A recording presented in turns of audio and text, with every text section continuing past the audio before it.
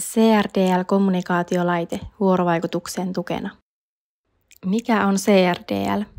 CRDL-kommunikaatiolaite on kehitetty Hollannissa. Suomeksi CRDL-laitetta kutsutaan nimellä sointu. CRDL on kommunikointiin tarkoitettu laite, joka on kehitetty stimuloimaan käyttäjien välistä viestintää äänen ja kosketuksen avulla. Laitetta käytettäessä ympäristön ja ohjaustilanteen tulisi olla rauhallinen. Laitetta voidaan käyttää esimerkiksi muistisairaiden, kehitysvammaisten, vaikeavammaisten, näkövammaisten ja autismin kirjon henkilöiden sekä mielenterveyskuntoutujien kanssa. CRDL-laitteen tarkoitus on luoda yhteyksiä ihmisten välillä ja lisätä sosiaalista kanssakäymistä. Vuorovaikutushetki voi olla rentoutumista, leikkiä, oppimista, kontaktin luomista ja hassuttelua. Tutkitusti laitteen käyttö iäkkäillä muistisairailla asiakkailla voi mahdollistaa asiakkaan hoidollisen koskettamisen, herättää muistoja sekä tarjota hoitajalle ja asiakkaalle keskustelun aiheita. Tämä on interaktiivinen laite sointu. Sointua käytetään asiakkaiden kanssa, kun halutaan tukea vuorovaikutusta ja kommunikointia ihmisten välillä. Soinnun avulla voidaan auttaa asiakasta rentoutumaan ja se mahdollistaa mukavan yhdessäolon. Näin voidaan luoda yhteys, vaikka sanoja ei ole. Kommunikointi soinnun kautta perustuu kosketukseen. Kommunikointitilanteeseen voi liittyä useampi henkilö yhtä aikaa.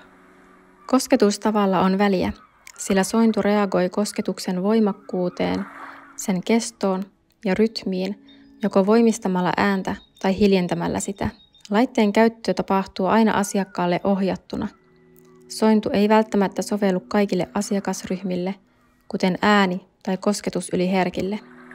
Tällöin käyttää on hyvä kokeilla varoen. Soinnun virtanapit löytyvät sen sivusta olevasta pienestä syvennyksestä. Tässä on virtanappi, volyyminappi, äänenvaihtonappi ja tässä on paikka muistikortille, johon voi lisätä uusia äänimaisemia, sekä USB-paikka, jonka kautta voidaan ladata lisää virtaa sointuun. Akun ollessa tyhjä, sointu on täysin ladattu 4 tunnissa. Akku kestää ladattuna 17 tuntia. Laitetaan sointu päälle painamalla virtanappia. Laite on päällä, kun virtanapissa palaa vihreä valo ja laitteesta kuuluu 3 äänimerkkiä. Virtanapin painamisen jälkeen menee noin 20 sekuntia, kun sointu on päällä. Kosketustapoja voi olla erilaisia. Näitä ovat esimerkiksi nipistely, naputtelu, kutitus, kädestä pitäminen ja sively. Sointu tunnistaa koskettamistavan ja muuntaa äänen sen mukaan, onko se esimerkiksi naputtelua vai sivelyä. Soinnussa voi vaihtaa ääntä. Perusääninä siihen on asennettuna kaupungin, luonnon, maatilan, soittimien ja ääniavaruuden äänet. Ääntä voi vaihtaa painamalla volyyminappia.